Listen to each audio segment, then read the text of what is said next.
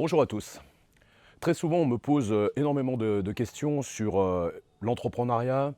Qu'est-ce qui pousse à entreprendre? Quelle est l'énergie qu'il faut pour pouvoir entreprendre? Et je suis à un moment de ma vie qui me permet aujourd'hui de pouvoir faire profiter de mon expérience avec beaucoup d'humilité et puis faire une analyse, un petit peu de recul par rapport à ce que c'est d'entreprendre. Je m'explique. Déjà, il faut bien comprendre que être patron, il y a plusieurs formes d'être patron. Il y a la forme d'un entrepreneur, un entrepreneur qui crée son entreprise avec ses moyens, avec ses fonds, ou peut-être des fois sans moyens et sans fonds, qui a un projet vissé au cœur de construire une entreprise. J'y reviendrai après. Et vous avez des patrons salariés qui, eux, reprennent un groupe et sont là, souvent pour des fonds d'investissement ou des actionnaires, pour pouvoir, dans un premier temps, et souvent uniquement dans ce premier temps, c'est améliorer les profits afin d'avoir plus de rentabilité, bien sûr, pour les actionnaires. Ces deux modes de fonctionnement qui sont très différents, c'est deux modes de fonctionnement qui sont pas opposés, mais qui sont complémentaires parce qu'ils correspondent à un écosystème économique qui est complètement différent. Vous en avez un où effectivement il faut des gens qui ont fait des études, qui sont dans des études financières, économiques un peu poussées pour pouvoir mener des grands groupes et puis être dans la lecture d'un bilan et dans l'optimisation au niveau de la rentabilité d'une entreprise. Et souvent, malheureusement, on déshumanise un petit peu l'entreprise par rapport à ces objectifs qui sont des objectifs purement financiers. Je ne vais ni émettre aucune critique par rapport à ça parce que c'est nécessaire dans notre montée économique d'avoir tous ces modèles. Et c'est ce qui fait d'ailleurs la richesse et le tissu économique d'un pays, c'est d'avoir des artisans, d'avoir des commerçants, d'avoir des entrepreneurs et avoir ce genre de grandes entreprises. Pour être entrepreneur, en fait, moi je prends souvent mon cas personnel. J'ai arrêté l'école à 16 ans, en quatrième. J'ai fait des études agricoles et j'ai toujours eu dans ma tête l'idée de liberté. Et je pense que pour être un entrepreneur, la première chose qu'on doit ressentir au fond de soi, c'est vraiment être épris de liberté. La liberté, ça a un prix. Tout le monde veut être libre, mais c'est difficile d'être libre parce que ça demande d'assumer des responsabilités, ça demande de faire des efforts parfois qui sont colossaux. Et ça demande des fois de l'abnégation car on n'a pas toujours les résultats que l'on souhaiterait par rapport aux efforts et à l'énergie que l'on met. Donc pour être un bon entrepreneur, il faut avoir cette envie de liberté, cet esprit de liberté qui soit vraiment chevillé au corps. Et ça, c'est la première chose à avoir. La deuxième chose, il ne faut pas avoir peur de prendre des risques. Et c'est vrai qu'aujourd'hui, dans cette société zéro risque, où les systèmes de précaution sont dominants, il y a de quoi castrer des entrepreneurs ou des gens qui ont un esprit d'entreprendre parce que effectivement, avant de démarrer, il faut être parfait partout. Il faut avoir fait la topographie du marché, du système, qui soit parfait et qu'on puisse prendre ce chemin d'entreprise sans prendre aucun risque, ce qui est quasi impossible parce que où il n'y a pas de risque, il n'y a pas d'évolution, ça c'est une certitude.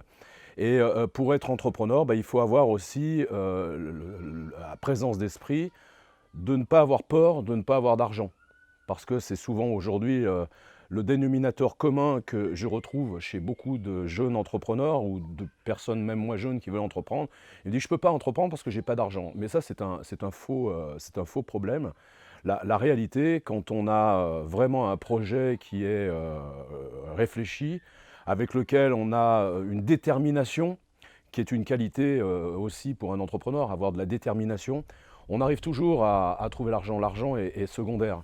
Mais on se cache derrière souvent ce problème de manque d'argent et on en oublie en fait la réalité de notre projet, c'est de créer une entreprise en sachant que quand on est créateur d'entreprise, on est entrepreneur, on va faire face à d'énormes difficultés puisqu'il va falloir les assumer à part entière.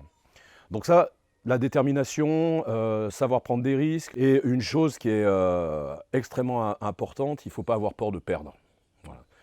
Moi j'ai une conception de l'échec et je peux en parler aujourd'hui longuement sur le chemin de ma vie puisque j'ai eu des échecs qui m'ont été incombés à mes propres erreurs. J'ai subi des échecs par l'écosystème extérieur et puis des échecs qui ont été même à la limite pour moi de l'injustice, mais c'est ma propre conviction. Mais cela ne m'a jamais détourné de mon chemin d'entrepreneur. Bien au contraire, ça m'a renforcé dans ma conviction que mon chemin de vie était dans l'entreprise, dans la liberté d'entreprendre, dans la création de richesses. Et ça me rend beaucoup plus fort de par ces expériences. Quand on a des expériences aujourd'hui qui sont toujours positives, où tout fonctionne comme on a envie, où on tend la main, on a un retour, quand on demande, on obtient, à un moment donné, c'est difficile de construire un mental d'entrepreneur, un mental, souvent j'emploie ce terme, un mental de guerrier, c'est-à-dire qui part au combat sans se soucier à un moment donné de ce qu'il va trouver en face de lui. Le seul objectif, c'est qu'il va atteindre ce but. Donc cette réalité est importante et bien comprendre qu'un entrepreneur a avant tout le souci de ses clients, bien sûr, la satisfaction client, mais avec son cœur pour de vrai, pas à travers des bureaux de marketing où on invente des histoires à dormir debout pour pouvoir manipuler un petit peu les esprits à coups de publicité, de médias et de désinformation sous couvert de formation. Et puis, protège ses employés, protège ses salariés. C'est le gros dilemme que j'ai toujours eu dans ma vie entre mon objectif d'entrepreneur qui est de créer des richesses humaines et matérielles, mais afin de pouvoir les partager de manière équitable, c'est-à-dire que je ne suis pas non plus en train de dire qu'on va tous gagner la même chose dans l'entreprise, mais ce qui est important, c'est que chaque employé, chaque salarié de l'entreprise comprenne et ait un sens pourquoi il vient travailler et ait un sens pourquoi il vient travailler pour cet entrepreneur, pour cette équipe, pour ce manager.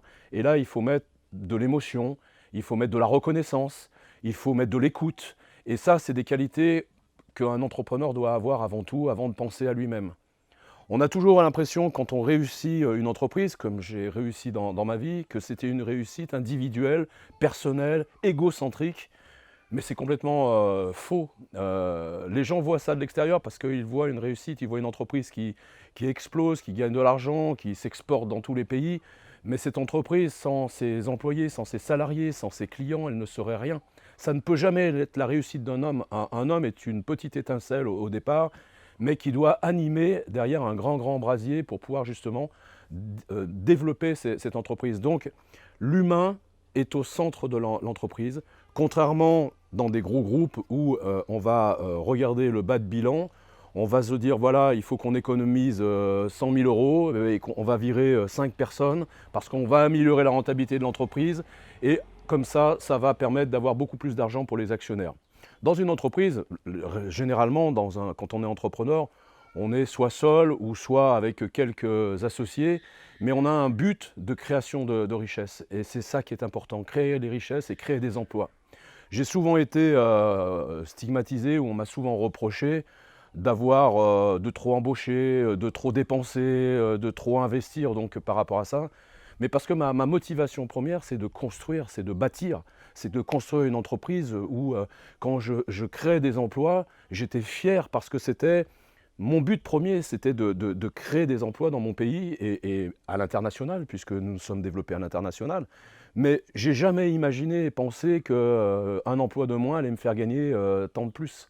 Et ça, c'est vraiment la différence entre un entrepreneur et un grand patron d'une entreprise qui ne pense qu'au profit. Et il est récompensé d'ailleurs sur son travail, pas au nombre d'emplois qu'il crée, mais au nombre de profits, au chiffre de profits supplémentaires qu'il va pouvoir faire gagner à ses actionnaires.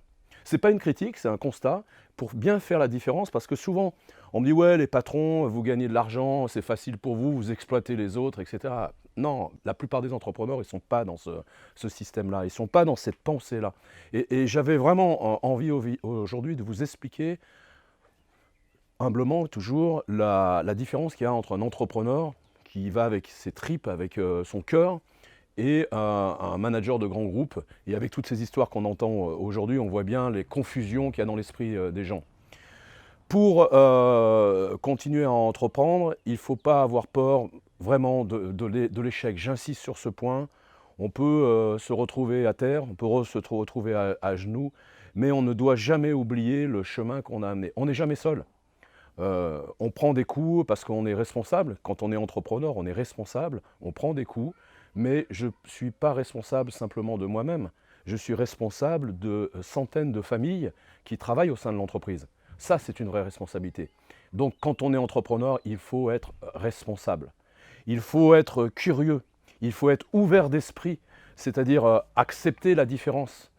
D'ailleurs, quand on a une entreprise comme la mienne, comme la nôtre aujourd'hui, si on ne respecte pas et on n'accepte pas cette différence, on ne peut pas exister à travers ce grand marché mondial où tout est plus ou moins pareil sur des règles, etc. Et dès qu'il y en a un qui fait un petit peu la différence, on va le stigmatiser, on va essayer de l'éliminer parce qu'il ne rentre pas dans un carcan habituel. Mais on en oublie de voir que derrière, bah, ça crée de la richesse matérielle et surtout humaine. Et c'est un vrai partage, une vraie communion. Et malgré tous les difficultés de la vie, malgré tous les coups que la vie peut nous emmener, je suis resté dans ma passion. Parce que la passion, c'est aussi un moteur qui est fantastique. Je travaille aujourd'hui avec de nouvelles équipes qui m'ont rejoint petit à petit au sein de ce projet, qui est un projet de vie, qui n'est pas un projet simplement d'entreprise, c'est un projet de vie. Et je dirais que ce qui nous rapproche, ce qui nous unit, et ce qui nous rend beaucoup plus forts et ce qui satisfait nos clients, on le voit aujourd'hui à travers les résultats qu'on enregistre, c'est cette passion. Cette passion, elle est génératrice d'une énergie qui est positive, qui est constructrice, qui génère de la joie, qui génère du plaisir. Et c'est vraiment une très grande récompense pour moi aujourd'hui d'avoir ces passionnés autour de moi qui acceptent cette différence, qui acceptent ces responsabilités, qui acceptent à un moment donné de donner une grosse partie de leur vie dans leur travail qui n'en est pas un, puisqu'on parle de passion. Et on est capable aujourd'hui de travailler tous ensemble 7 jours sur 7 avec un seul but. C'est dans cet esprit-là, après l'expérience que nous venons de vivre tous ensemble, et ça à un niveau mondial, avec ce virus. J'en ai tellement ras-le-bol d'ailleurs d'entendre ce nom que j'ose même plus le prononcer, tellement il a fait de désastres, non pas par sa dangerosité dans le virus en tant que tel, mais rien que par son nom. Je n'ai même plus envie de le prononcer, mais vous voyez de quoi je veux parler. On a vraiment envie de retrouver de la proximité, on a vraiment envie de pouvoir serrer une main, de pouvoir échanger. Et c'est dans ce cadre-là qu'avec Ehsan et toute ma team, nous avons décidé, non pas de vous attendre à Paris ou dans un salon ou dans une manifestation, mais de venir vers vous. Ça me paraît essentiel. C'est bien de parler derrière une caméra, de parler sur les réseaux sociaux, mais il n'y a rien de mieux que le contact humain et de pouvoir échanger sur le terrain, là où ça se passe, là où vous êtes, et de pouvoir échanger donc des informations, des émotions, des actions, et de pouvoir reprendre un petit peu le cours d'une vie normale, afin de pouvoir continuer à construire notre vie, de construire nos performances à travers le sport, quel qu'il soit d'ailleurs, hein, peu importe, on n'est pas bloqué sur le body et le fight, on est multisport et on est surtout, je dirais, dans l'éducation physique aujourd'hui pour la santé et la performance. Et c'est vraiment l'orientation qu'on veut prendre et c'est cette orientation qu'on veut partager avec vous sur le terrain, chez vous. Dans les villes, on a décidé de faire les 20 plus grandes villes de France. Je vous remercie de votre attention, de votre écoute. Je reste à votre disposition et j'espère pouvoir m'adresser à vous très prochainement, dans les semaines ou les mois qui viennent, de manière réelle, les yeux dans les yeux, comme j'aime le dire et comme j'aime le faire, afin qu'on puisse échanger un petit peu sur tous ces aspects de l'entreprise, de la vie, de la réussite, en toute simplicité. Merci beaucoup, à bientôt.